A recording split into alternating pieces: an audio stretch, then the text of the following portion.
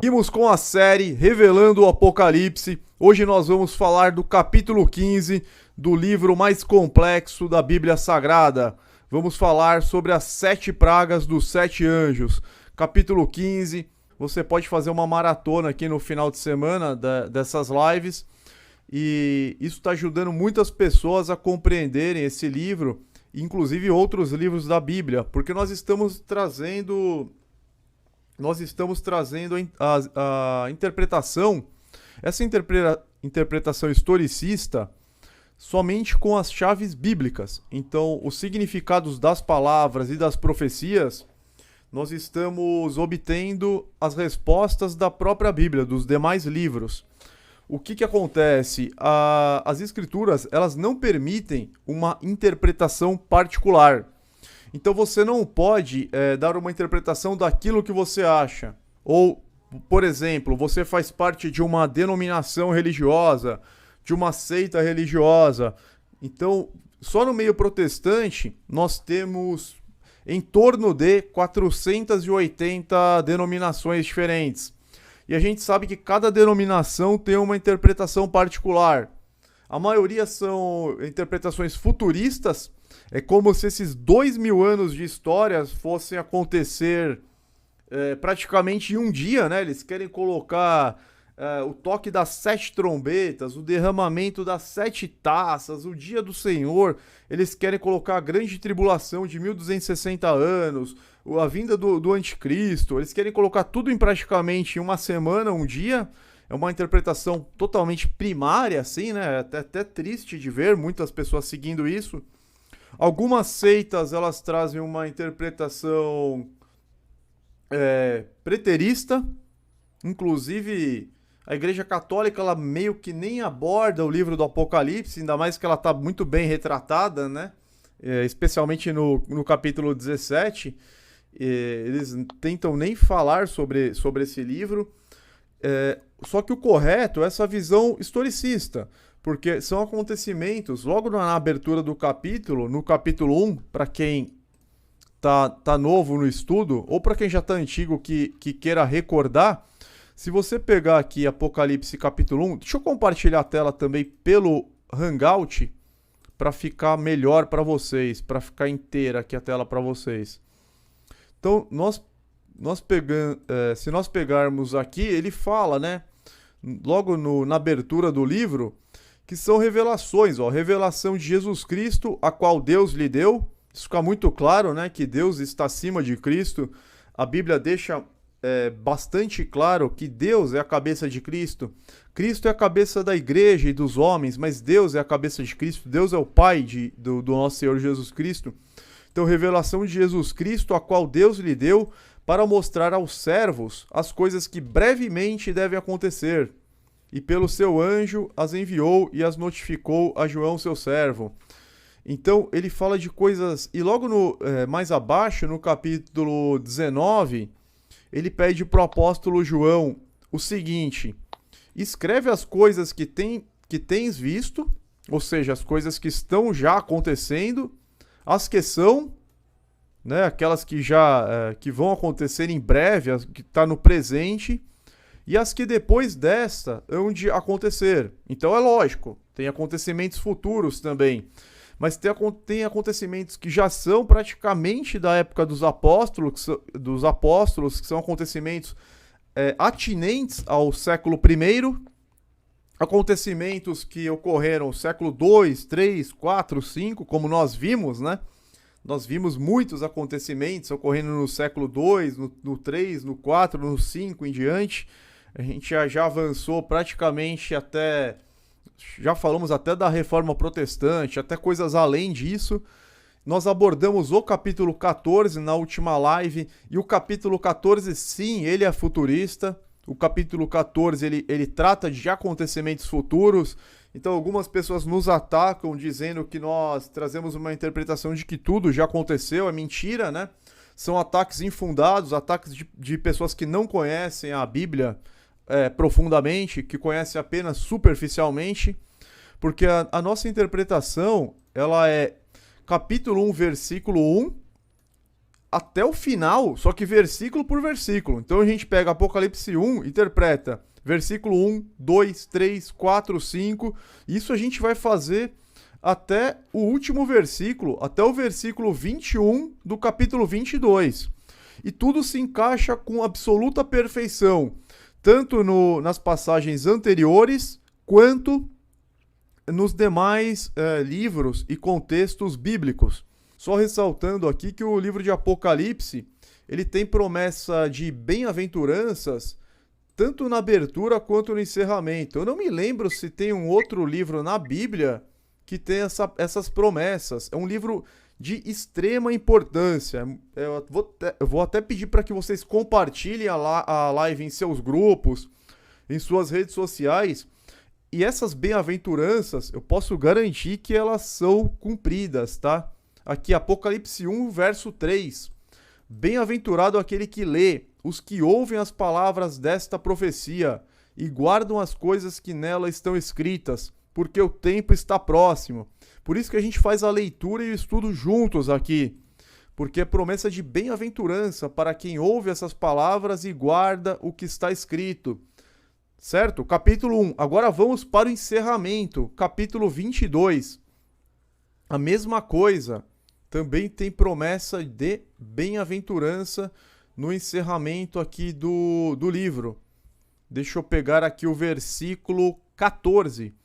Bem-aventurados aqueles que guardam seus mandamentos, para que tenham direito à árvore da vida e possam entrar na cidade pelas portas. Então, no encerramento também, essas palavras são fiéis e verdadeiras. Ó. O Senhor, o Deus dos santos profetas, enviou seu anjo para mostrar a seus servos as coisas que breve vão acontecer.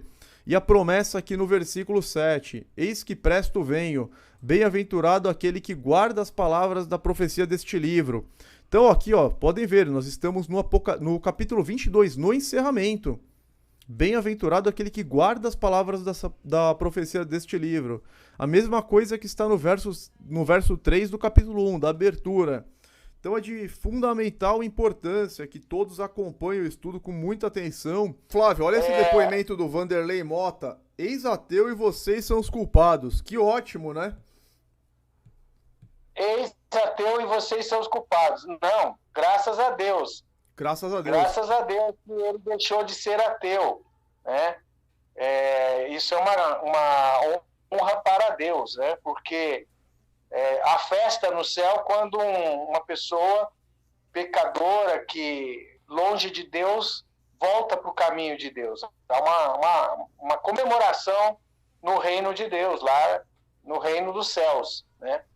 Então, louvado seja Deus. Continue conosco estudando a palavra de Deus, né, para que vocês possam ser edificados, porque a melhor coisa que existe, irmão Gilberto, é servir a Deus, é agradar a Deus, porque Deus nos completa, né? Deus nos dá refrigério, nos dá plenitude de vida, né?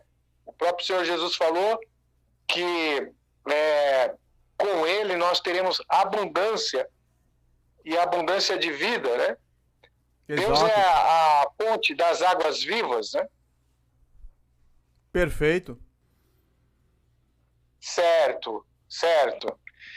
Bom, então aqui nós temos a leitura do capítulo 15 de Apocalipse, que é interessante, o irmão Gilberto, que o capítulo 15, ele nos remete um pouco, no início, ao capítulo 4 de Apocalipse, e também ao livro do profeta Ezequiel.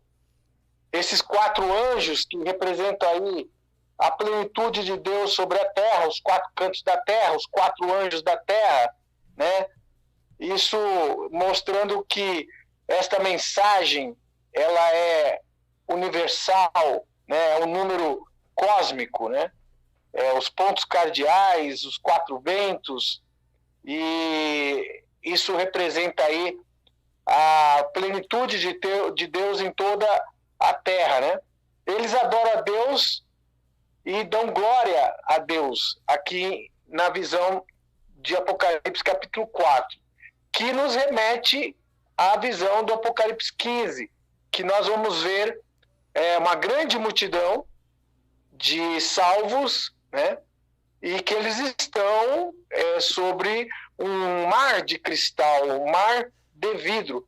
Este mesmo mar de vidro está diante do trono de Deus aqui em Apocalipse 4, mostrando que há aí uma alusão ao domo, né?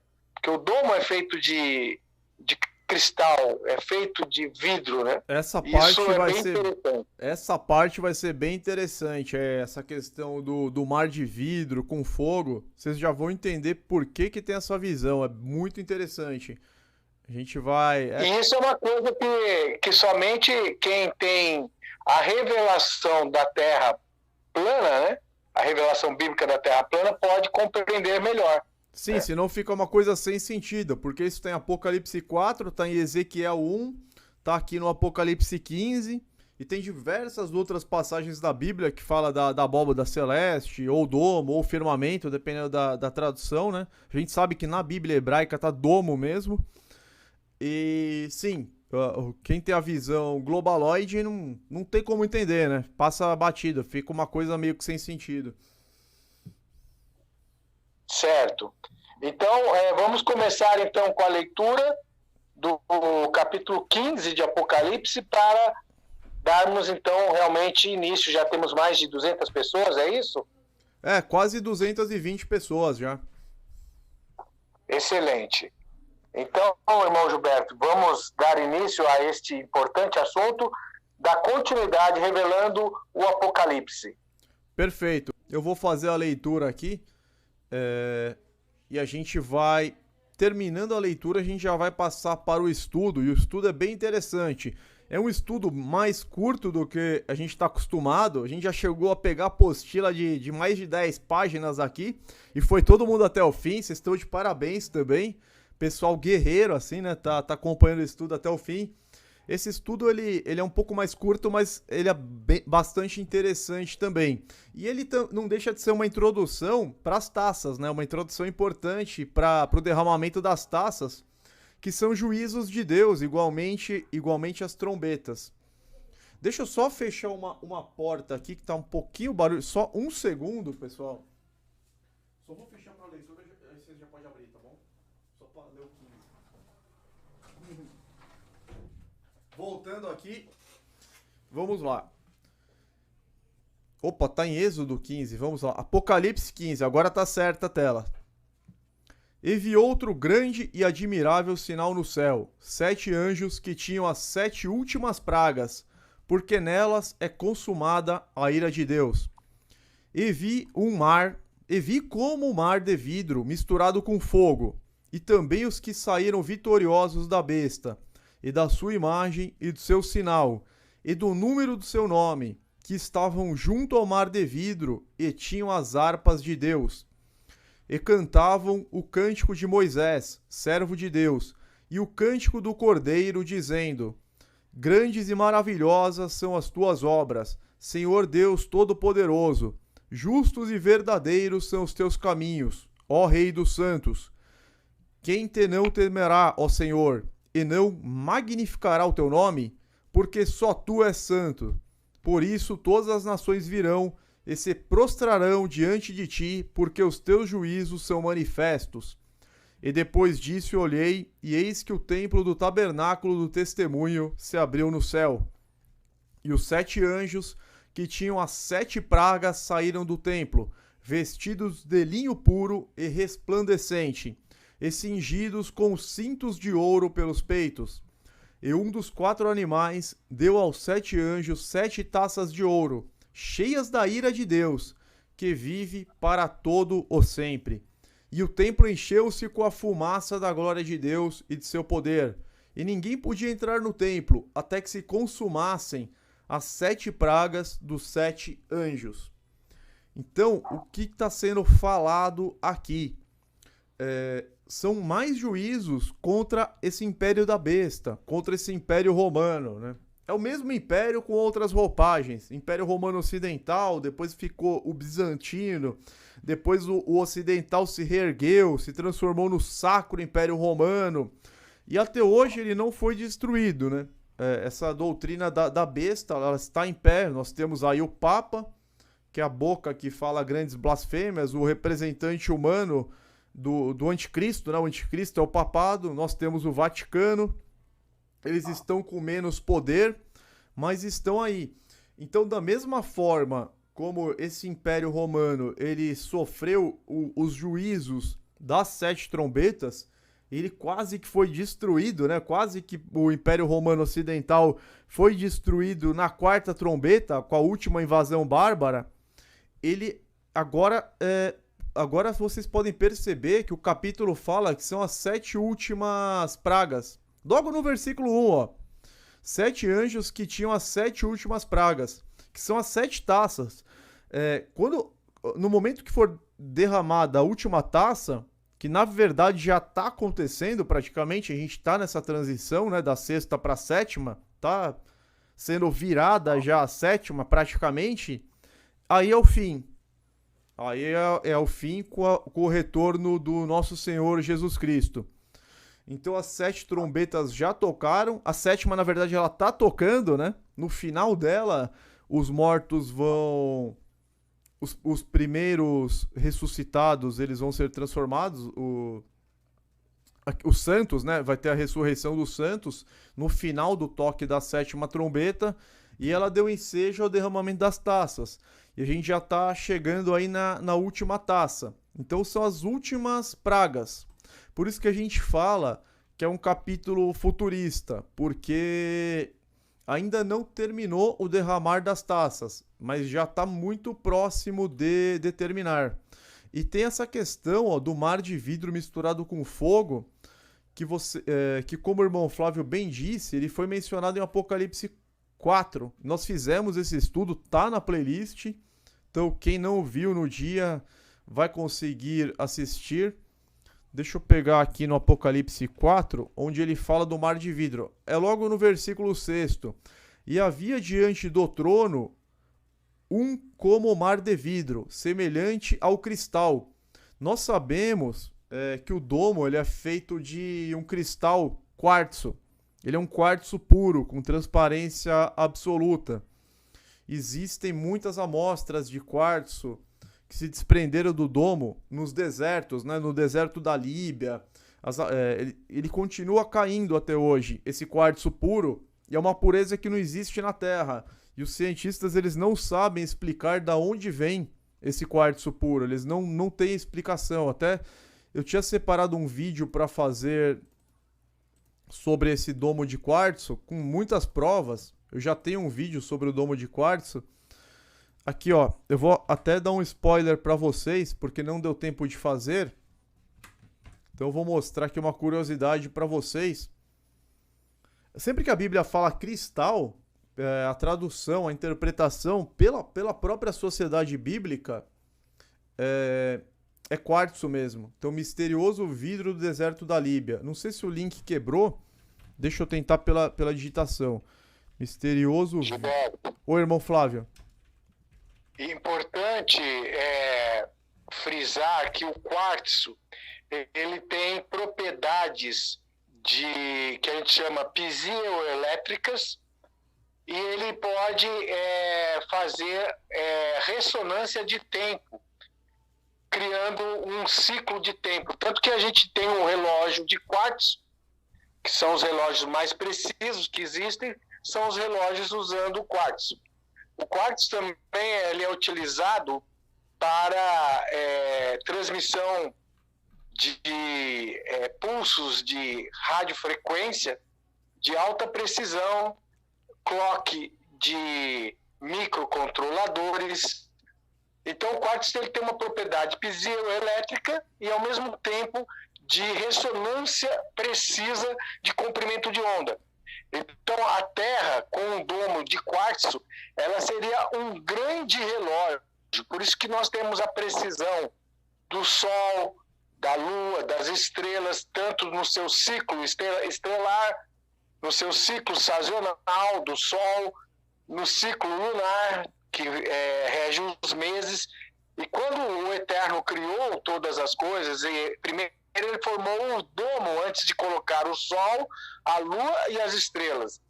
O domo sendo de cristal, ele vai ser exatamente o objeto ressonante de precisão do movimento de todos os corpos celestes do Criador. Então, a Terra é um grande motor, um grande relógio que demarca os astros, ali as estrelas, o Sol e a Lua, os tempos e as estações determinadas pelo eterno Criador.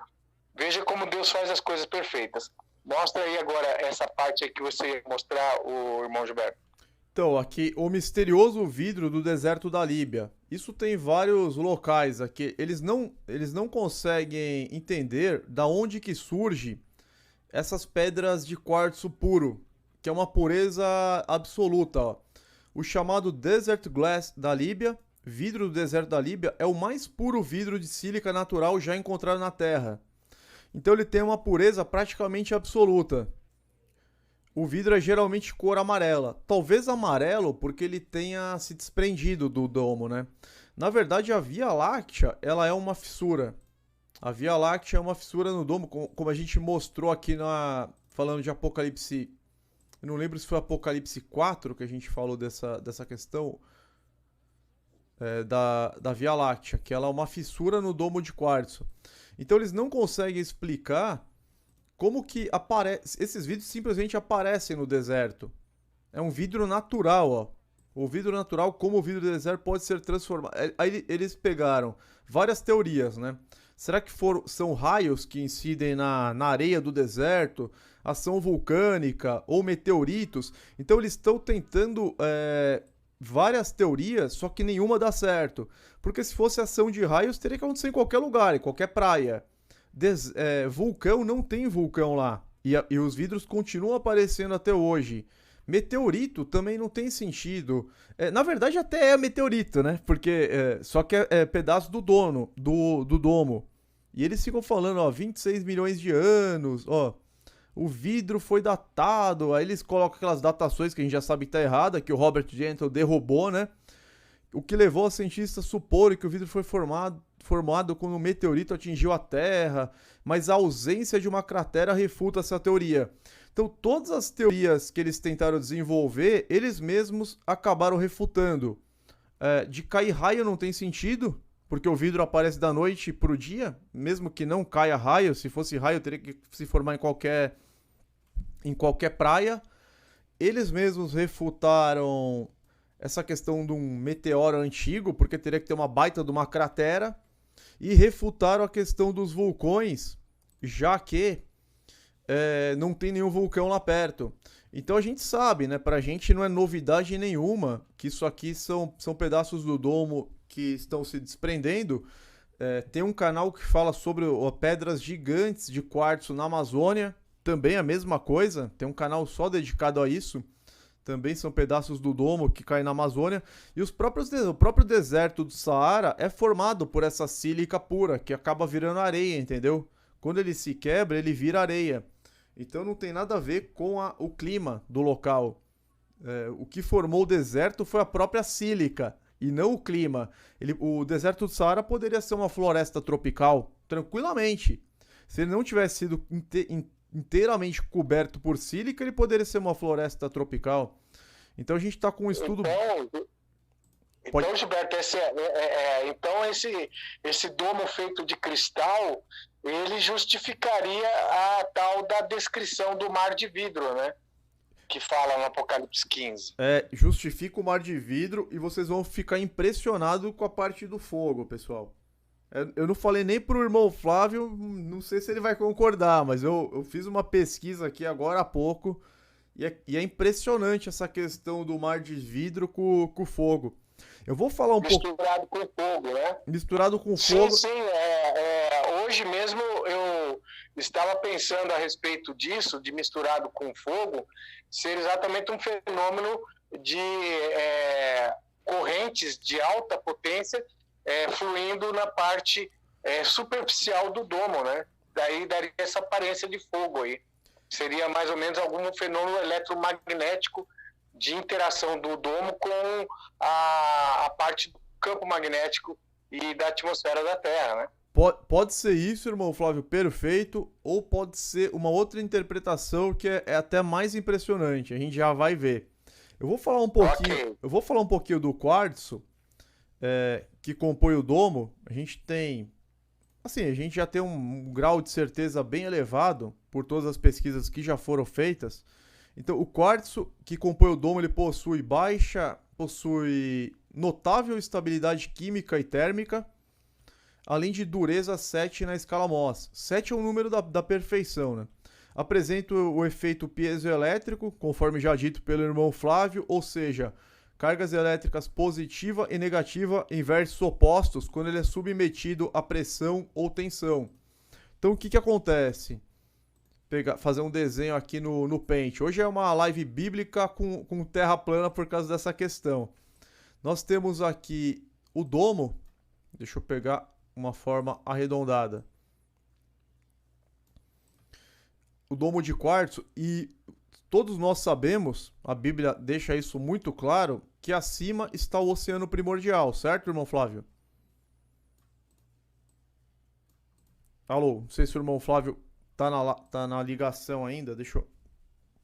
Sim, sim. Existem as águas primordiais da parte superior, como diz lá em Gênesis, Uhum. e as águas da parte inferior. Quando Deus formou a terra e criou o firmamento, o domo, tinha águas superiores e águas inferiores. Então aqui é o oceano primordial.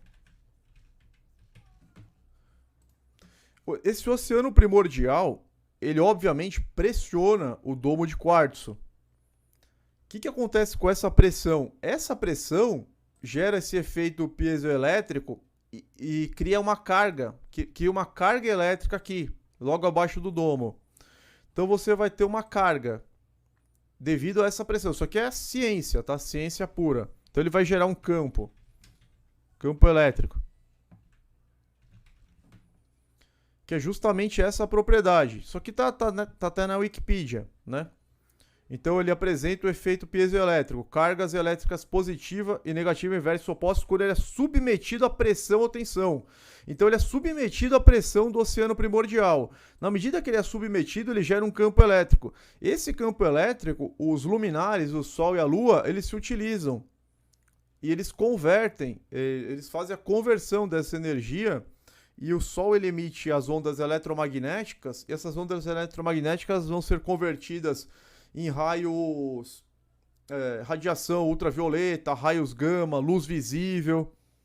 Então é formado um campo elétrico. Nós temos os cinturões de Van Allen, o cinturão, tanto que tem um cinturão positivo e um negativo, né? Aqui, ó. Cargas elétricas positiva e negativa em vértices opostos. E como que é o modelo tanto globo da Terra plana? Aqui você tem um cinturão. Aqui embaixo você tem um cinturão positivo de prótons. Depois falam que a Bíblia não é ciência, né? Aqui você tem um cinturão de prótons. E aqui em cima você tem um outro cinturão. Isso nos dois modelos, tá? Então não adianta nem Globaloid querer contestar, porque nos dois modelos é assim. E aqui em cima você tem um cinturão de elétrons, que é o negativo. Por isso que não existe exploração espacial, entendeu? A gente não tem imagens reais do espaço. Porque você jamais...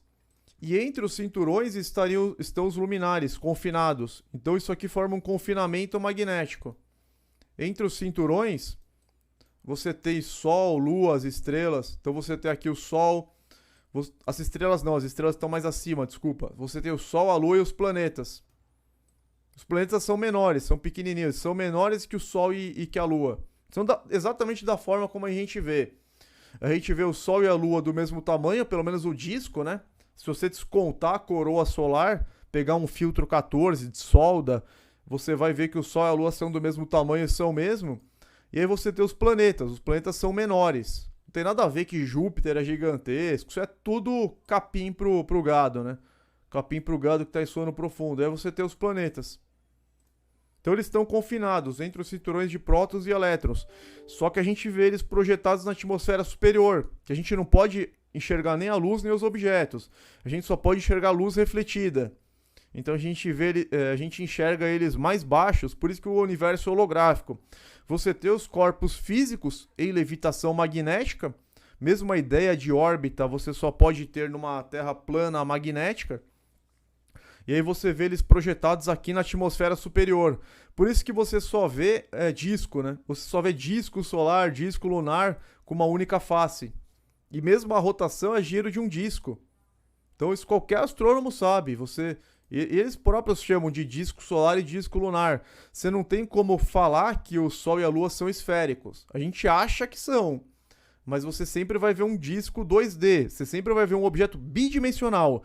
Você olha para a Lua, você pode estar no Brasil, você pode estar no Japão, você sempre vai ver um objeto bidimensional de qualquer lugar do mundo. Não é isso, irmão Flávio? Perfeito, exatamente, cosmologia bíblica.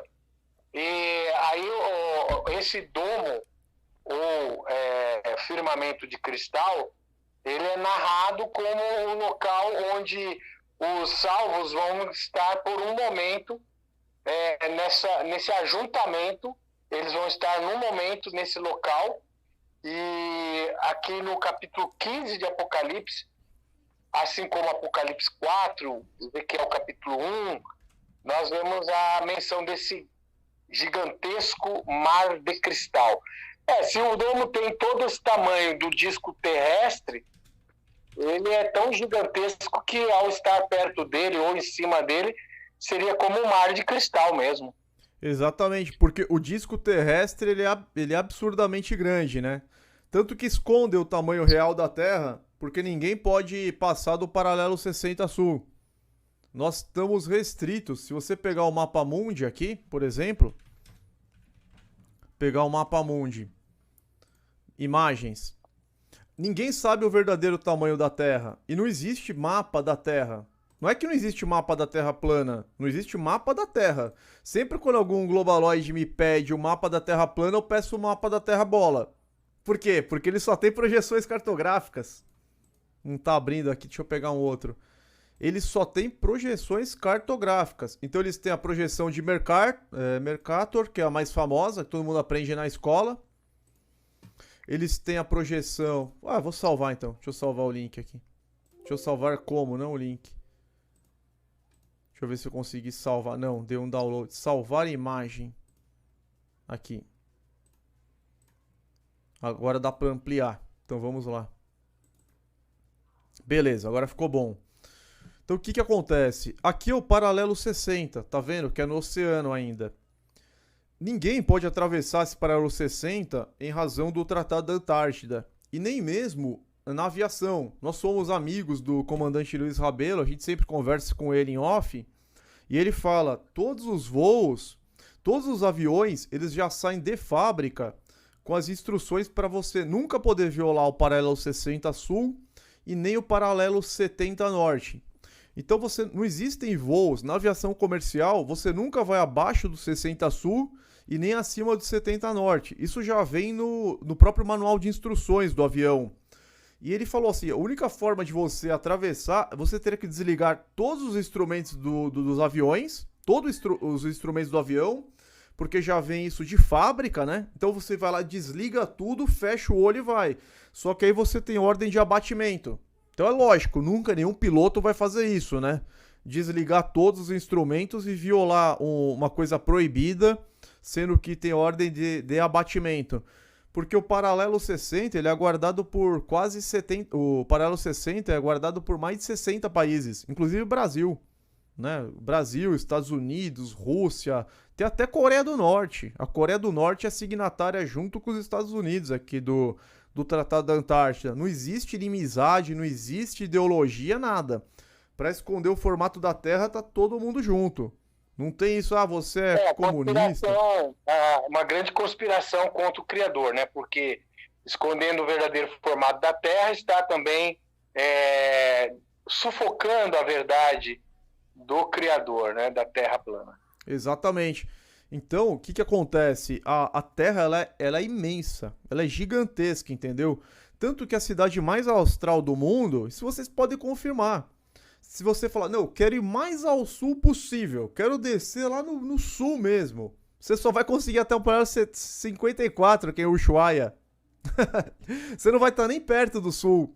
Você vai estar no extremo sul, eles chamam de fim do mundo, né? O Ushuaia, o Chile lá, aquela parte de... Ushuaia na Argentina e o finalzinho aqui do Chile eles chamam de fim do mundo. Só que você não tá nem próximo do que seria o sul. E quem disse que termina no paralelo 90 sul? Quem falou isso? Você aprende isso na escola, mas nunca ninguém foi lá pra ver. A gente tinha 2 amigos, né, militares da Antártida, o sargento Fábio Cruz, se eu não me engano, que infelizmente ele sumiu. Ele chegou a participar na live do canal do Alê. Eu falei com ele ao vivo. Eu tenho isso baixado ainda. Falei com ele ao vivo, o sargento... Acho que era Flávio Cruz, seu xará. Sargento Flávio Cruz. Flávio Cruz, era o nome dele. Ele falou, não existe sol da meia-noite na Antártida. Já passei, sei lá, 2, 3 verões inteiros lá. Não tem nada disso, sol da meia-noite. Ele filmou pra gente, mostrou anoitecendo no verão. Falou também que não tem como passar muito do paralelo 74, porque é um frio extremo. Não existem roupas, né? Que possam... Que aguentem. Ok. Então, voltando aqui, a gente fez um parênteses para falar dessa questão do domo, do tamanho da Terra. Mas tá bacana, porque tá com 300 pessoas agora, irmão Flávio. 300 pessoas. Eu tô vendo aqui, 298 para 300, né? Então, o Mar de Vidro vai ser o local de refúgio temporário para a reunião da grande multidão e dos 144 mil também, antes do momento da descida total do plasma sobre a Terra, porque o livro do Apocalipse, bem como Salmos, o livro de 2 Pedro, capítulo 3, fala de uma destruição quase que total da Terra, uma transformação da Terra com a descida do plasma. E isso é o ato final, né? Sim. O ato final, a imediata vinda de Jesus está relacionada com esse ato final da destruição das montanhas, da renovação dos céus e da terra no dia do Senhor. Isso é relatado em 2 Pedro, capítulo 3. E a Bíblia fala deste momento aí em que os santos do Altíssimo reunidos estão aí neste mar de cristal, mar de vidro, né? É bem interessante isso aí. Então, eu vou dar sequência aqui na nossa apostila. Hoje é uma apostila mais resumida, até por isso que a gente está trazendo outros conceitos para vocês, né? Eu vou ler novamente essa passagem. E vi como mar de vidro misturado com fogo, e também os que saíram vitoriosos da besta, e da sua imagem, e do seu sinal, e do número do seu nome, que estavam junto ao mar de vidro, e tinham as harpas de Deus. E cantavam o cântico de Moisés, servo de Deus, e o cântico do Cordeiro, dizendo: Grandes e maravilhosas são as tuas obras, Senhor Deus Todo-Poderoso. Justos e verdadeiros são os teus caminhos, ó Rei dos Santos. Quem te não temerá, ó Senhor, e não magnificará o teu nome? Porque só tu és santo. Só Deus, né, é santo mesmo. Por isso todas as nações virão e se prostrarão diante de ti, porque os teus juízos são manifestos. Então aqui, Apocalipse 15, de 1 a 4.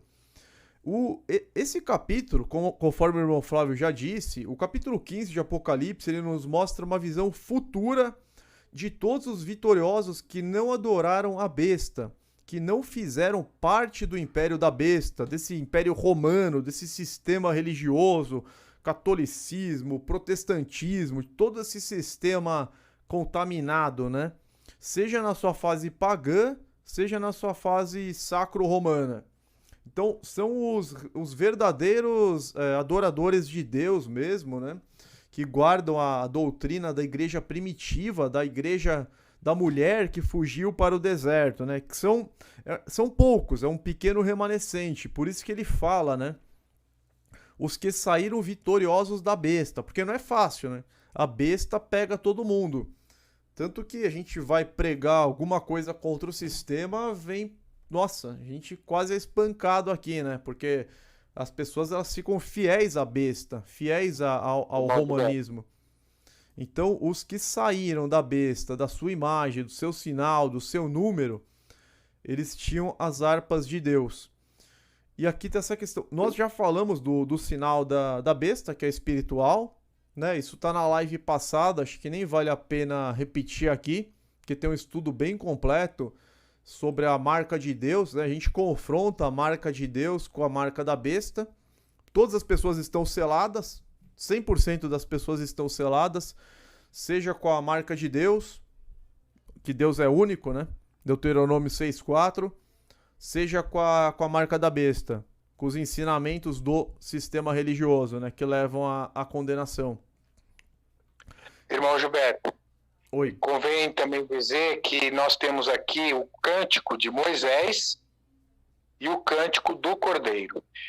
Nós vamos perceber que a missão de Moisés foi uma missão libertadora, que trouxe também o conhecimento do único Deus, a sua lei, o seu juízo, e esse cântico é parte da doutrina monoteísta, da doutrina de justiça que vem através da revelação que foi dada a Moisés.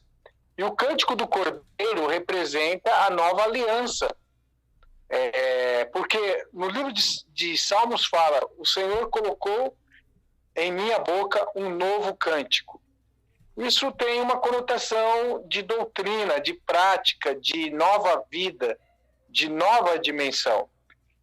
Então nós temos uma dimensão da verdade revelada, da liberdade dada através de Moisés para sair do cativeiro do Egito para a liberdade do conhecimento do eterno Deus.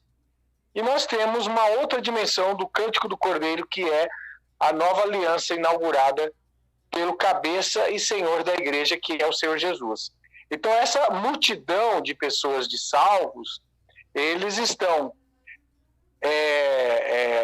pautados tanto na antiga aliança, pessoas que foram salvas da antiga aliança, e pessoas salvas na nova aliança, que não receberam a marca da besta, não aceitaram, não têm a marca da besta, nem o nome e nem o número do seu nome. Ou seja, é algo ligado a uma pureza espiritual da crença do único Deus. Enquanto a marca da besta é uma distorção, é uma idolatria que perverte a respeito do conhecimento de Deus. Lembrando também que foi o diabo, o dragão, que deu seu poder e autoridade à besta. E o dragão, a antiga serpente, o diabo, que engana todo mundo. Então não é fácil realmente, como você disse aí, sair da marca da besta. Não é fácil sair de Babilônia. Somente aquelas pessoas que têm coragem, dedicação, fé e muita sensibilidade com as coisas de Deus é que pode realmente, recebendo de Deus o Espírito Santo e estudando as Escrituras, sair destas marcas, sair deste domínio do mal, né? Então, esses são os vitoriosos, é uma vitória, é uma grande vitória aqueles que realmente são escolhidos sair de todos estes enganos aí. Não é nem fácil e nem cômodo, né? Porque para você sair da besta, você vai brigar com a sua família, com os seus amigos, com o pastor, com o padre, com toda a comunidade, com o pessoal da quermesse, com o pessoal do bazar da caridade, com todo mundo. Você vai ter que romper com todo mundo. Nos dias de Natal, nos dias de final de ano, que é tudo pagão, né?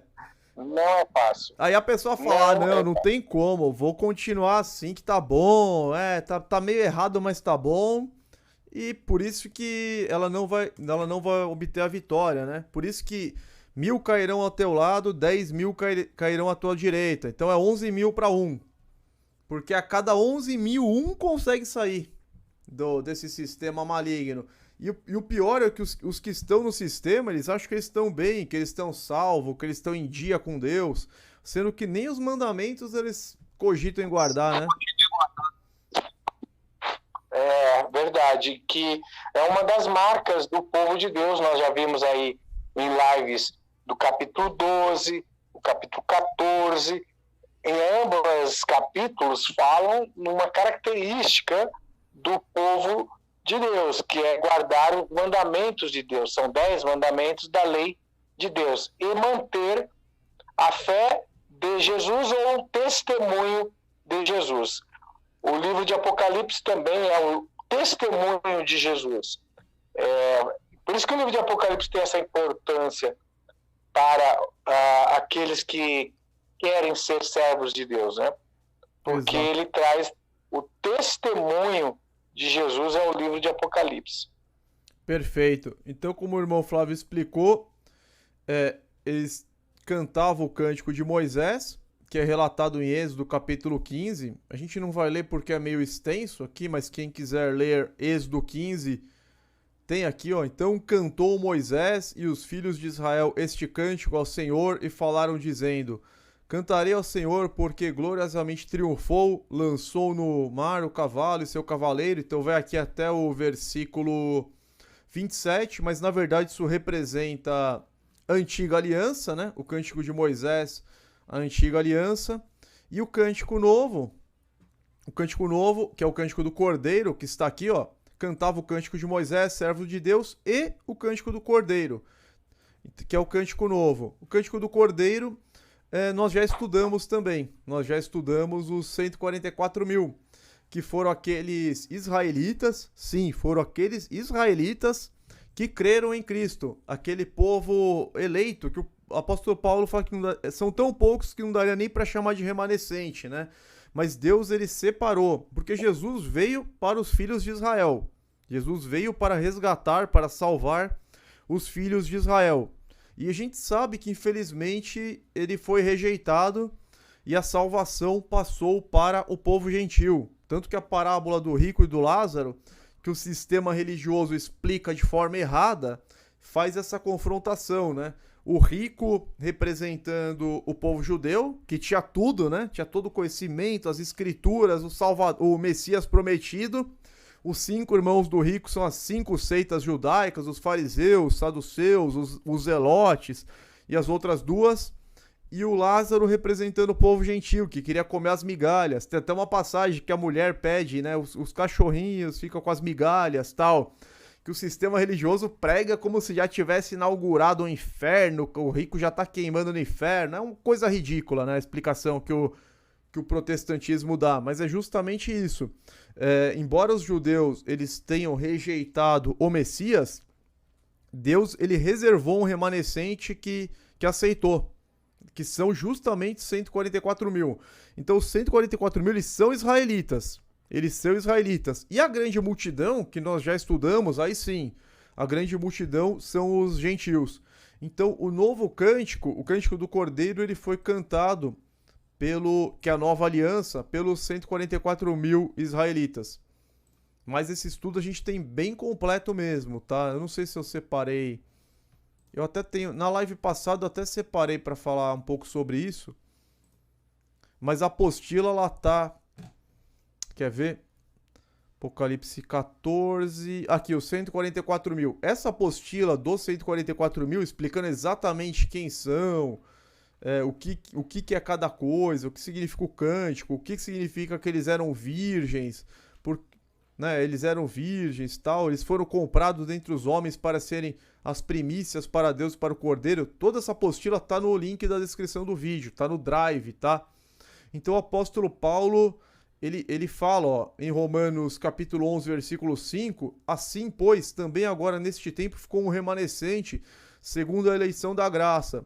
Então Deus, pela sua graça, ele elegeu esse povo de Israel, para que nem todos se perdessem, né? Então por isso que você tem tanto judeus salvos, né, que creem em Cristo, conforme está dito nas Escrituras, quanto gentios. O apóstolo Paulo, ele foi o apóstolo dos gentios, mas muitos, esses judeus também, na época, eles se salvaram. Então, dando seguimento aqui, acho que a gente pode prosseguir aqui para... pode fazer até uma alusão a Apocalipse 14, de 1 a 3. Eu olhei e eis que estava o Cordeiro sobre o Monte Sião, e com ele 144.000, que suas testas tinham escrito o nome do Pai. Essa marca na testa também é espiritual, entendeu? É a crença no único e verdadeiro Deus e no Messias enviado. João 17, é basicamente João 17:3, né, irmão Flávio? Se a gente pegar aqui João 17:3, vamos pela Almeida mesmo, aqui ó, e a vida eterna é essa, que te conheço a ti só, por único Deus verdadeiro, e a Jesus Cristo a quem enviaste. Jesus Cristo, um homem perfeito, sem máculas, sem pecados, filho de Deus, né? E não Deus Filho, como o romanismo fala, né? Não é um membro de uma trindade, ele é o Filho de Deus, um homem perfeito que cumpriu toda a lei por nós. Por isso ele é nosso advogado, nosso fiador, nosso substitutivo, né? Por isso que nós temos que crer nele para ser salvos. Porque pelas obras da lei nós não seremos salvos. Mas os salvos, eles cumprem o mandamento pelo fato do Espírito Santo estar agindo nele. Por isso que o apóstolo fala, né, que os salvos, eles confirmam a lei, né? Em Romanos ele fala, então a lei não vale nada, a gente não precisa da lei, não, a gente confirma a lei. Então vamos lá. Mesmo porque a lei, ela é dividida em várias partes. Nós temos leis estatutárias, nós temos leis cerimoniais, que apontavam ao Messias, que eram os rituais de sacrifício, as leis sacerdotais, vários tipos de leis. Mas a lei de Deus, ela aponta o pecado. A lei que aponta o pecado é a lei de Deus, né? Então, esta lei de Deus, hoje, na nova aliança, no cântico do Cordeiro, ela é escrita nos nossos corações, nas tábuas de carne do nosso coração. Essa é a verdadeira circuncisão na nova aliança. É a pessoa imbuída do Espírito Santo, de sinceridade. Deus escreve na sua mente e no seu coração as suas leis. A lei de Deus é escrita no coração da nova aliança.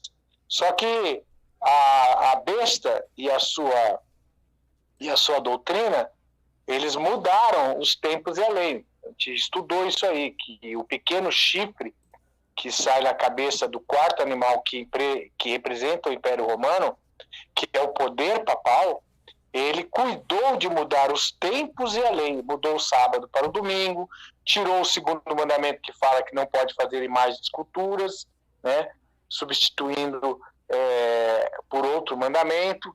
Mudou o tempo e a lei, mudou também a contagem do dia, mudou a questão das festas, criou festas pagãs, fez uma tremenda de uma confusão, e por isso que fala os vitoriosos, o povo que saiu vitorioso da marca da besta. Tanto 144.000 como a grande multidão estão diante desse mar de vidro aí, em Apocalipse capítulo 15. Exato. Então aqui em Apocalipse 14, de 1 a 3, tá falando que o Cordeiro também é uma visão futurista, tá? O Cordeiro sobre o Monte Sião, com ele os 144.000, que tinham em suas testas escrito o nome de seu pai. É uma marca espiritual. Tem eu fiz uma apostila aqui, marca de Deus, sobre o chip. Não, peraí, tem uma que tá mais completa. Ah, tá, na pasta de hoje. Aqui, ó. Marca de Deus, falando todas as passagens, né? A principal é essa aqui. Ouve, Israel, o Senhor nosso Deus é o único Senhor. Amará, pois, o Senhor teu Deus de todo o coração, de toda a tua alma, de todas as tuas forças. Essas palavras hoje te ordeno, estarão no teu coração. E em Deuteronômio, continuando em Deuteronômio 6, também as atarás por sinal na tua mão e te serão por frontais entre os seus olhos, ou seja, na testa. Então a marca de Deus, você vai ter o sinal na mão e também na testa. E a marca da besta, ela tenta copiar, mas as duas são espirituais. Não teria como a Satanás copiar exatamente e a dele ser física, entendeu? Não tem nada a ver. Então eu vou deixar essa apostila também na descrição. E aqui, marca e número da besta. Apocalipse 13, versos 16 a 18.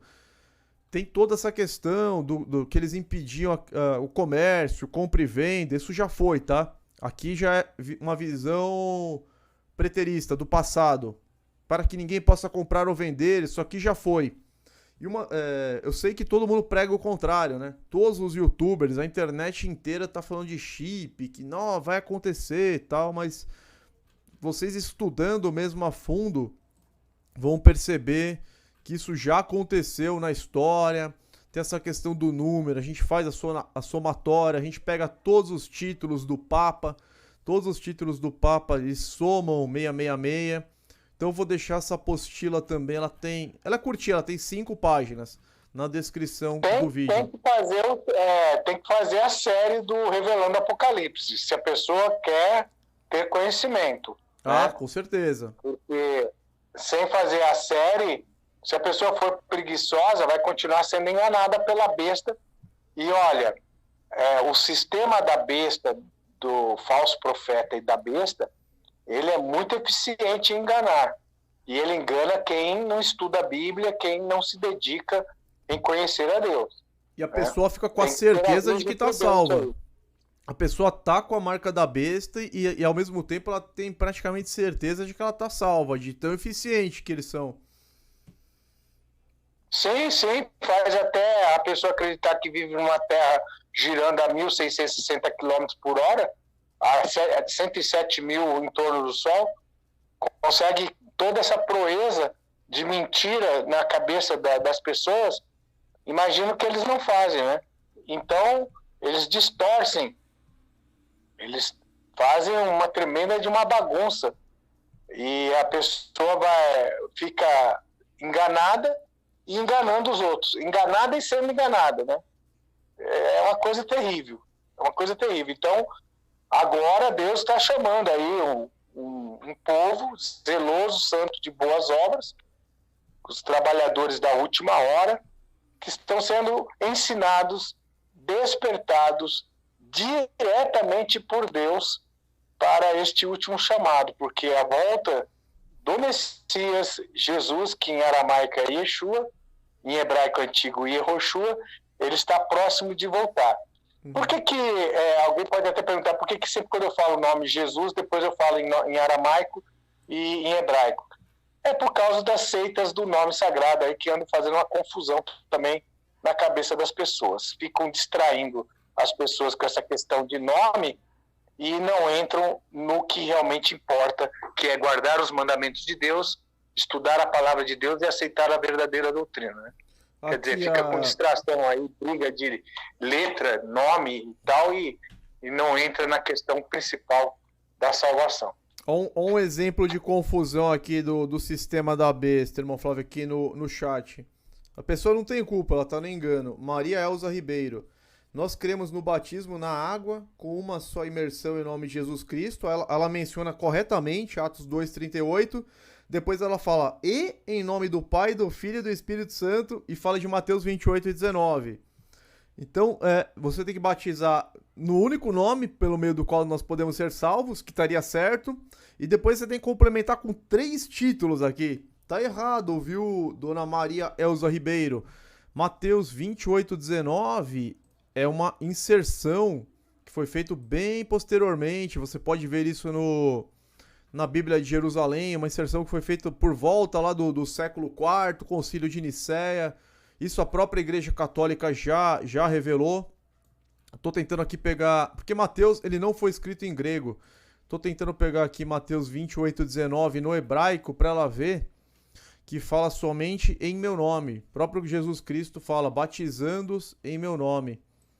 Mas tá ruim. Viu, irmão Gilberto, existe uma versão hebraica do livro de Mateus, que é conhecida por Shem Tov, né? Nome bom significa Shem Tov, né? Uhum. Ela foi preservada pelo rabino Evan Bohem no século XV ou XIV. 15 ou 14. E veio da Europa, da França, E nela tem Mateus 28:19, está assim: ide fazer discípulos em meu nome, ou ide fazer discípulos. Não tem em nome do Pai, do Filho e do Espírito Santo na versão hebraica encontrada, a Dut Valley, ou conhecida por Shem Tov. E nós temos também 7 referências no historiador Eusébio de Cesareia, do 4º século. Eusébio de Cesareia, ele tinha uma cópia original, não digo original, mas uma cópia antiga, originalmente em hebraico, do livro de Mateus, que ele tinha acesso à antiga biblioteca de Panfilha, aquela biblioteca da Alexandria. E ele teria essa cópia, ele mesmo menciona, em hebraico, e quando ele cita Mateus 28:19, não cita os 3 títulos Pai, Filho e Espírito Santo. Está apenas assim no livro de História Eclesiástica, ou História da Igreja, de Eusébio de Cesareia. E de fazer discípulos batizando-os em meu nome. É isso que se encontra, e por mais de 7 vezes, esse historiador do 4º século menciona e de fazer discípulos batizando em meu nome. É aqui, ó, tá confirmado. Depois de Nicéia, ele adotou os títulos Pai, Filho e Espírito Santo. Interessante, né? Depois do concílio de Constantino, lá, o concílio de Nicéia, esse historiador, ele começa a citar em nome do Pai, do Filho e do Espírito Santo. Por que será, né? Exato. Porque aqui, ó, a Bíblia hebraica, Mateus 28:19, em tradução simultânea português e hebraico. Porque o grego koiné começou no livro de Marcos, tá? Começou no livro de Marcos, Lucas, João e assim por diante. Mateus ainda foi hebraico, porque ele era um exegeta, né? Ele era judeu, ele escrevia muito melhor em hebraico. Então, o correto, o vermelho tá errado, né? O vermelho é a inserção do século IV. Portanto, ide, ensinai, fazei discípulos de todas as nações, batizando-os em nome do... Aí até a Trindade. Mas a versão correta, que está em verde... Deixa eu dar mais um aqui, ó. A versão correta está em verde na Bíblia hebraica.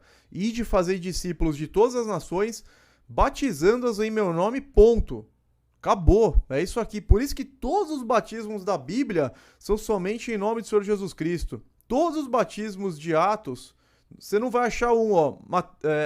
Por exemplo, Atos 2:38, para que seja batizado em nome de Jesus Cristo. Atos 8:16, mas somente eram batizados em nome do Senhor Jesus. Não tem os títulos. Aí é uma prova de que o batismo não pode ser com os títulos Pai, Filho e Espírito Santo. Não pode ser título. Somente em nome de Jesus. Não tem valor. Unicamente no nome de Jesus. Se alguém foi batizado em nome da Trindade, infelizmente, é triste falar isso, mas... o batismo em nome da Trindade, ele foi instituído no catecismo católico. Então, a pessoa foi batizada pelo Império da Besta. Pelo Império da Besta, porque a Trindade, para eles, são essas trindades malignas, né? Semiramis, Nimrod, Tamuz, aqueles deuses egípcios, Sebe, Íris... Misturaram, né? Eles misturaram, né, irmão Gilberto? Misturaram. As crenças trinitarianas pagãs com a Bíblia. Fizeram uma tremenda de uma Babilônia, né? Criaram um império espiritual que a Bíblia chama de Babilônia. Confusão. Exato. Fizeram uma tremenda de uma confusão. Olha aqui, Atos 10:48. Então ordenou que fossem batizados em nome de Jesus Cristo. Ponto.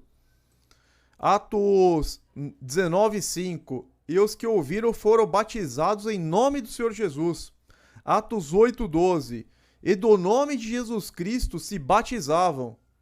Só existe o batismo em nome de Jesus na Bíblia. Não existe trindade, a qual provém do catolicismo romano com influência do paganismo grego.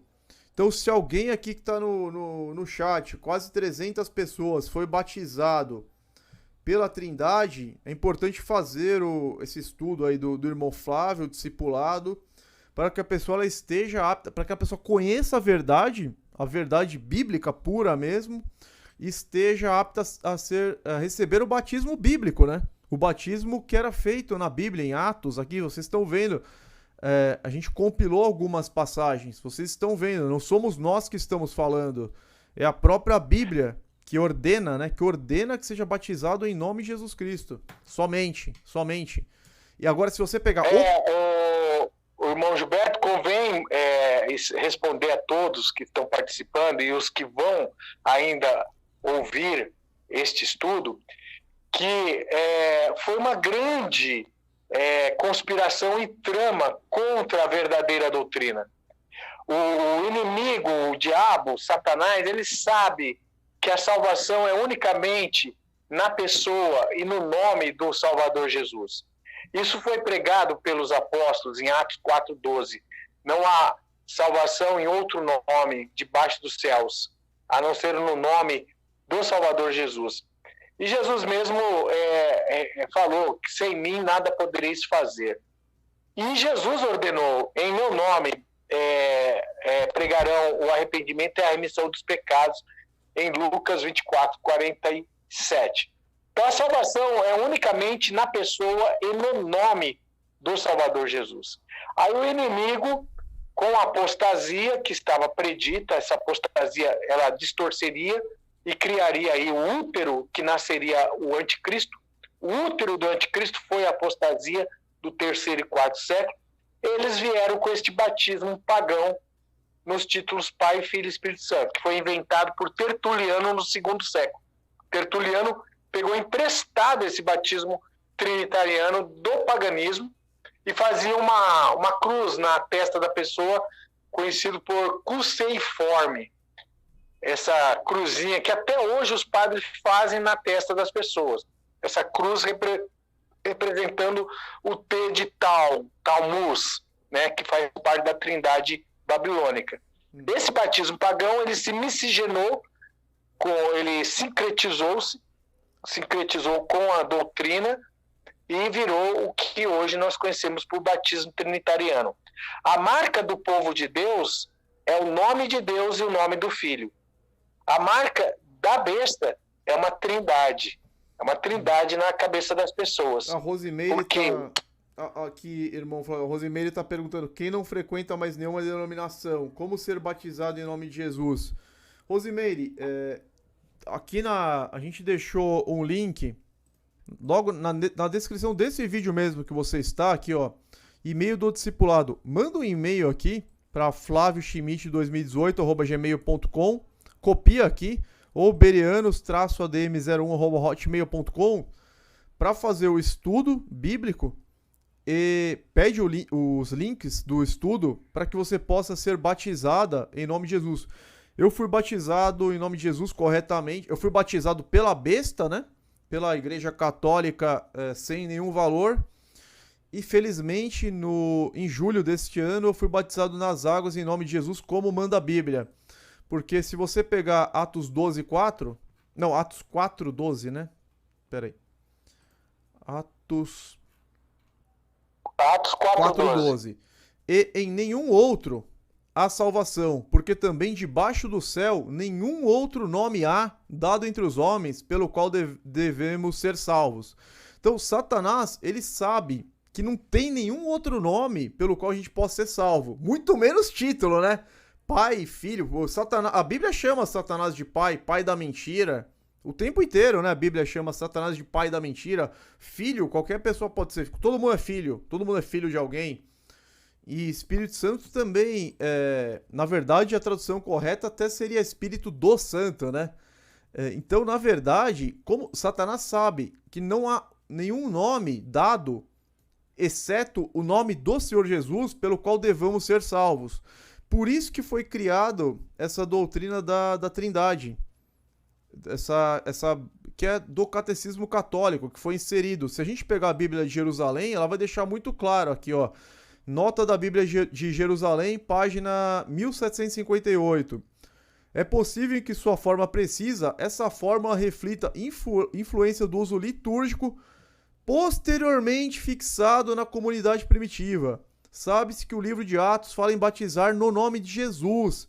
Mais tarde, deve ter se estabelecido a associação do batizado às três pessoas da Trindade. Então isso é algo maligno que veio mais tarde.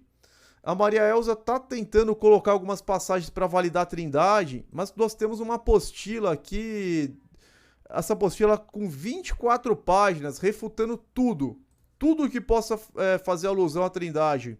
E essa apostila também está na descrição do vídeo. Então nem adianta a gente ficar refutando o que você está falando, que já está tudo refutado aqui, ó. Link com o estudo refutando a Trindade. Você clica aqui. Isso aqui é a marca da besta, né? O sinal da cruz é você provar que você está marcado com a marca da besta. Você entra aqui, ó, baixa gratuitamente. Tá aqui, Irmão ó. Gilberto, Clica aqui e baixou. Mostra Apocalipse 14:1 que na testa dos 144 mil não tem uma trindade. Só tem o nome do Pai e do Filho, não tem uma trindade. Isso, e a Igreja Católica, ela faz a trindade na testa da pessoa justamente para afrontar a marca de Deus. Porque em Apocalipse 14:1, e eis que olhei, estava o Cordeiro sobre o Monte Sião, e com ele 144 mil, que em suas testas tinha escrito o nome de seu Pai, de Deus, né? E aí o que o padre faz quando o bebezinho vai ser batizado? Aqui, ó. Que em suas testas tinha escrito o nome de seu pai, só o nome de Deus. O padre vai lá e faz o sinal da cruz na testa do bebê, para tirar o nome de Deus e colocar os 3 títulos da Trindade. Então é algo extremamente maligno. Por isso que a gente fala, poucas pessoas vão conseguir sair, porque as pessoas vão ouvir isso, vão continuar defendendo o catolicismo, o romanismo, o papa, e não... Cara, é muito difícil você ter uma pessoa sincera que vai falar, não, realmente tem sentido, vocês têm razão. Só que é uma inserção, tal. Poucas pessoas vão estudar, entendeu? Elas vão preferir acreditar no pastor, vão preferir acreditar no padre e continuar como tá, cara. É muito difícil alguém... Porque a verdade, ela é ofensiva, né? A pessoa fala, pô, mas eu tô há 30 anos enganada. Como que eu vou sair? Eu tô há 30 anos enganado, mas tem que sair. Eu fiquei 20 anos... enganado no espiritismo, larguei tudo, cara, não passo nem na frente. Larguei tudo. Ah, mas você não tinha amigos lá? Pô, era amigo de todo mundo lá. Não quero mais nem saber, não passo nem na frente, cara. Larguei tudo. A hora que eu... Irmão Gilberto, os vitoriosos que a Bíblia fala, eles estão cantando o cântico de Moisés e o cântico do Cordeiro. Isso significa uma harmonia com a doutrina da palavra de Deus, tanto da doutrina da guarda dos mandamentos, como a doutrina do testemunho de Jesus. Isso também representa ali em Apocalipse 14. Por isso que são vitoriosos, né? E Jesus mesmo definiu a vida eterna como crer no único Deus verdadeiro, o Pai, e no seu enviado, Jesus. É tão simples de entender isso, mas por causa da Babilônia, por causa da besta, criar uma confusão na cabeça das pessoas. Então as pessoas não conseguem entender João 17:3, que é tão claro, né? Uma passagem tão clara do nosso Senhor Jesus Cristo para a salvação, né? Ó, a Maria Elza falou, eu estou citando artigos da igreja que eu participo, mas me sinto desigrejada, meu amigo vai, tenho 32 anos e batizada na CCB. A CCB, ela também, ela tem só parte da verdade, não tem jeito. Eu já vi várias pregações da CCB, mas não tem como, cara. Eles vão cair nessa questão da Trindade, eles vão cair... Olha, o entendimento bíblico correto é isso aqui, ó. João 17:3, que nós já lemos, e a vida eterna é esta, que te conheço a ti só, por único Deus verdadeiro, e a Jesus Cristo a quem enviaste.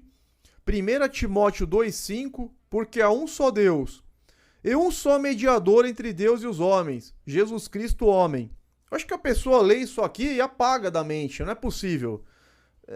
Mais claro que isso eu não consigo imaginar. Olha o que está escrito na Bíblia, 1 Timóteo 2:5. Porque há um só Deus. O próprio Deus fala, não terá outros deuses diante de mim. E um só mediador entre Deus e os homens, Jesus Cristo homem. Por isso que quando você vai orar para Deus, você faz oração por intermédio do Senhor Jesus Cristo. Ou de uma forma mais simples que as pessoas fazem, em nome de Jesus Cristo, né? Então você quer agradecer. Eu quero agradecer por este alimento colocado em minha mesa. Então, aí eu agradeço a ti, Pai Santo, em nome do Senhor Jesus Cristo. Por quê? Porque Jesus Cristo, ele é o mediador entre o Deus Altíssimo entre Deus e Altíssimo e os homens.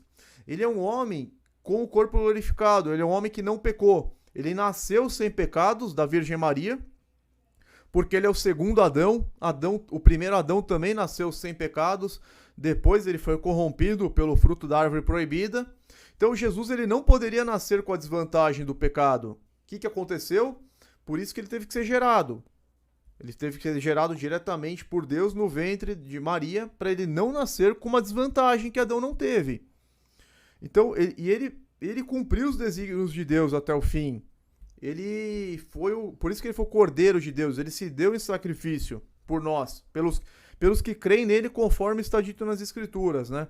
Êxodo 23, ó. Não terá outros deuses além de mim. Aí eles criam um Deus Filho e um Deus Espírito Santo. Sendo que o Espírito Santo é o próprio Espírito de Deus. Aqui a marca de Deus. Ouça, ó Israel, o Senhor, o nosso Deus, é o único Senhor. Deuteronômio 6,4. 1 Coríntios 8,6. Há um só Deus, o Pai, e um só Senhor, Jesus Cristo. 1 Coríntios 15,21. Assim como a morte veio por um homem, também a ressurreição dos mortos veio por um homem. Se a gente caiu por causa de um homem, não poderia ser o próprio Deus para nos livrar. Deus ele teria que apresentar um homem perfeito que não pecasse, para reparar o pecado de Adão. Por isso que Satanás, em Apocalipse 12, acusava os irmãos diante do trono de Deus, antes de ser precipitado na terra. Antes de Satanás e seus anjos cair, se você pegar Apocalipse 12... tudo faz sentido quando a gente entende a Bíblia de verdade, entendeu? Tudo fica simples.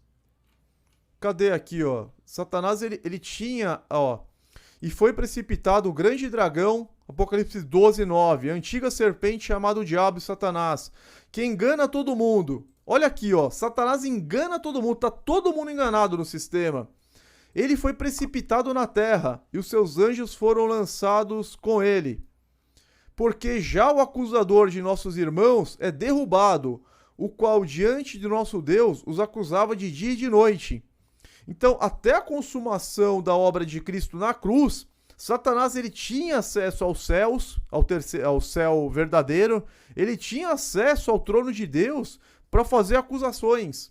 Só que no momento que Deus apresentou um homem perfeito que não pecou, aí acabou para ele. Ele foi derrubado. Ó, eles o venceram pelo sangue do Cordeiro, de um homem, e pela palavra de seu testemunho, e não amaram suas vidas até a morte. Então, a partir desse momento que Cristo consumou, que ele falou, está consumado, que ele entregou o Espírito dele para Deus, ele conseguiu cumprir toda a lei, na condição de homem perfeito, Cordeiro perfeito, sem mácula, e aí Satanás não tinha mais como acusar. Por isso que ele foi derrubado junto com um terço dos anjos. Por isso que ele foi precipitado na terra. Aqui, ó. E quando o dragão viu que fora lançado na terra, perseguiu a mulher que dera à luz ao filho homem. A verdadeira igreja ele perseguiu. Ele já sabia, ó. Satanás, então, ele tá aqui. Ele só tem acesso hoje na terra. E ele tá fazendo um excelente trabalho, infelizmente, né? Porque ele tá enganando todo mundo. Tá levando todo mundo à condenação. Por isso que Cristo... um eficaz trabalho de engano, né? Excelente não é, mas é um eficaz trabalho de engano. Irmão Gilberto, em que parte nós estamos ainda ali no Apocalipse 15? Para a gente dar continuidade na leitura. Vamos dar continuidade. Agora a gente vai fazer a comparação do mar de vidro com Ezequiel 1. Mas falta pouco aqui, ó. Tô na folha 2... Depois a gente fala os 7 anjos com as pragas e acabou. Falta uma folha e meia aqui. A gente tem que dar uma atenção também sobre esses anjos aí com as pragas, né? Sim. Para fechar o capítulo 15, né?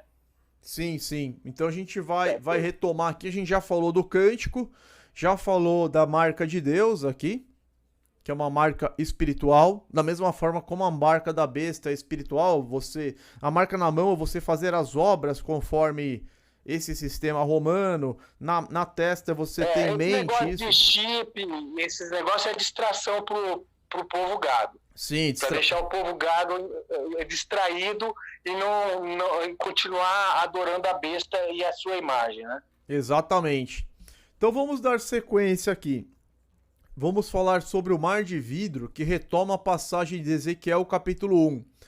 Trata-se de uma alusão ao domo celeste, ao firmamento, pois ele é feito de cristal puro de quartzo. Então, em Ezequiel 1, e sobre as cabeças dos seres viventes havia uma semelhança de firmamento, com aparência de cristal terrível, estendido por cima sobre as suas cabeças. E debaixo do firmamento estavam suas asas direitas, aqui continua fazendo essa alusão. No versículo 24 também... cadê? No versículo 25, ouviu-se uma voz vinda do firmamento. Algumas versões estão domo, algumas estão abóbada. Acho que na NVI está abóbada, que estava por cima das suas cabeças, parando eles, abaixavam suas asas. Agora, olha que interessante. Os versículos 26 e 27. E por cima do firmamento, que estava por cima das suas cabeças, havia algo semelhante a um trono, que parecia de pedra de safira. E sobre essa espécie de trono havia uma figura semelhante a de um homem, na parte de cima sobre ele. A gente tem a confirmação que era o próprio Deus. Algumas denominações falam que era Jesus, só que em Apocalipse 4 revela, né? Em Apocalipse 4 revela que era Deus. E via como a cor de âmbar, como a aparência do fogo pelo interior dele ao redor, desde o aspecto dos seus lombos e daí para cima, e desde o aspecto dos seus lombos daí para baixo. Vi como a semelhança de fogo, e um resplendor ao redor dele. Então parece que essa aparência de fogo estava perto dessa figura semelhante a um homem, que é Deus.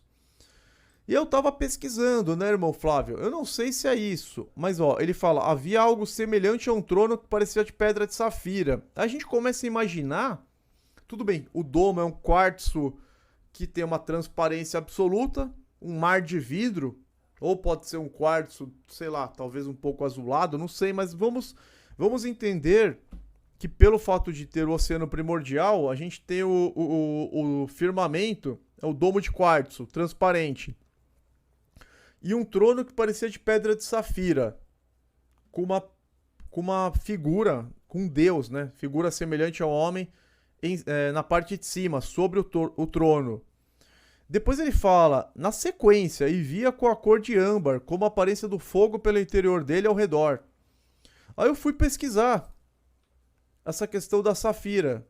Deixa eu ver se está aberto ainda aqui a Wikipedia. O âmbar é uma cor de fogo, né? É uma cor laranjada, muito bonito o âmbar. Isso. Nós fizemos esse estudo de Apocalipse 4 e entramos bem sobre essa questão de pedras semi-preciosas, as pedras mencionadas lá em Apocalipse 4, que dá uma boa alusão também hoje sobre o que nós estamos estudando em Apocalipse 15, né? Uhum. Então seria bom as pessoas que tiverem curiosidade de ter uma visão mais ou menos aproximada do que seria essa mistura de cores aí, assistir a live que nós fizemos sobre Apocalipse capítulo 4.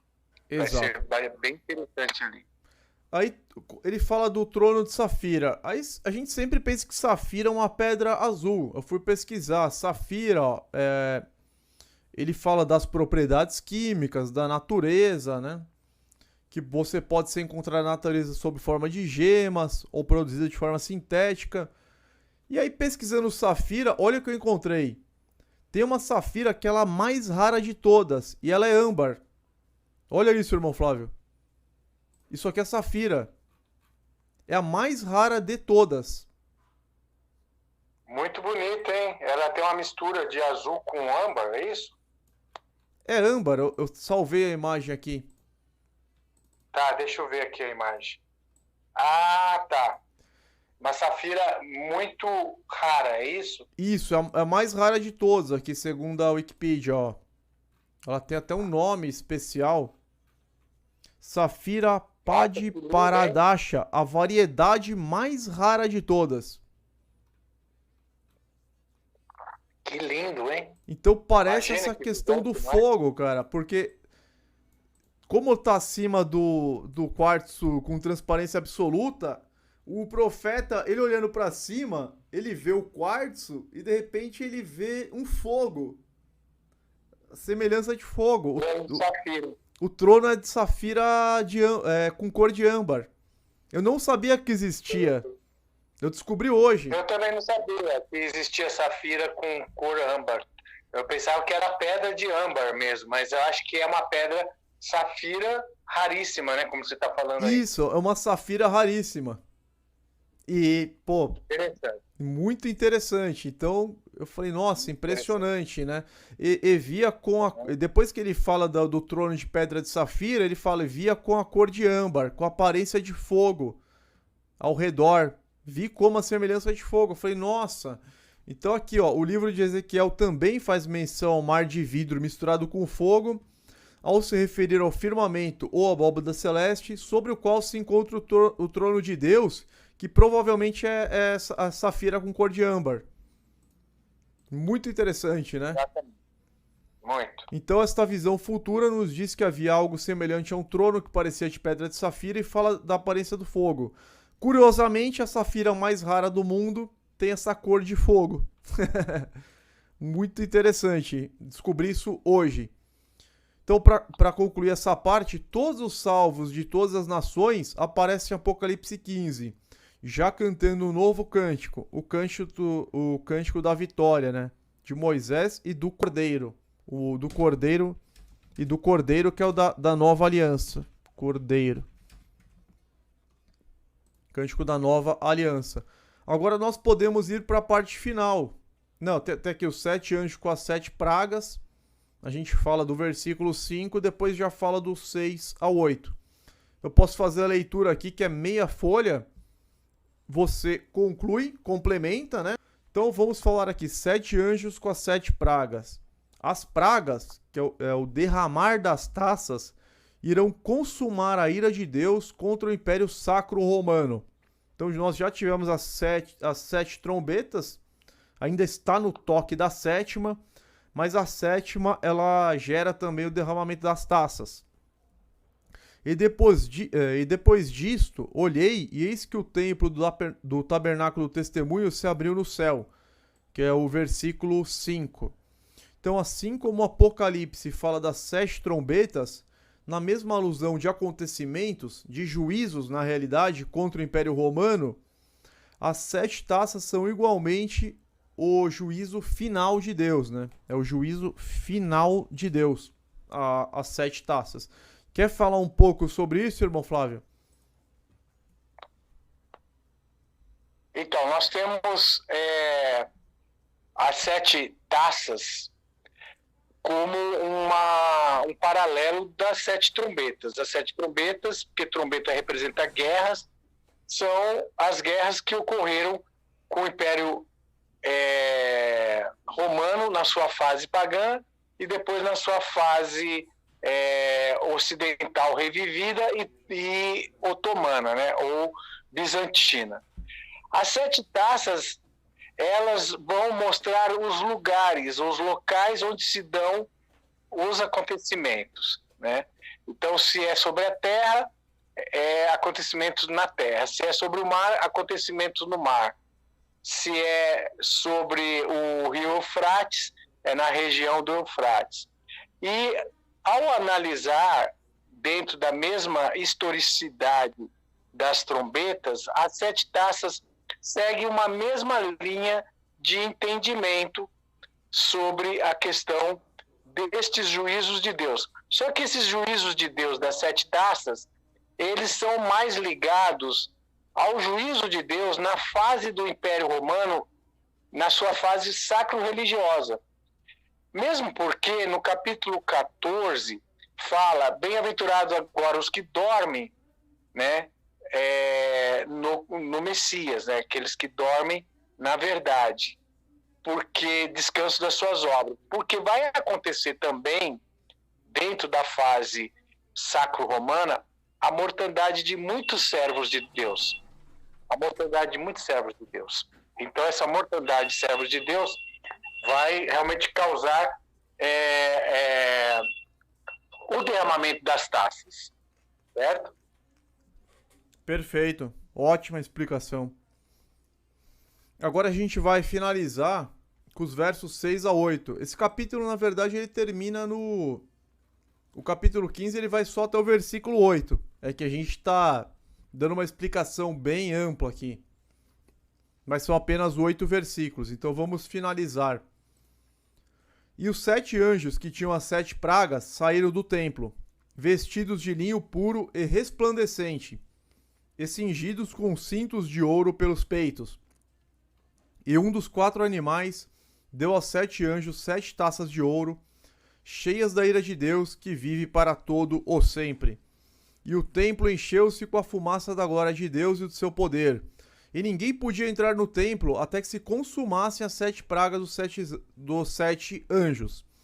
Então aqui nós encerramos o capítulo.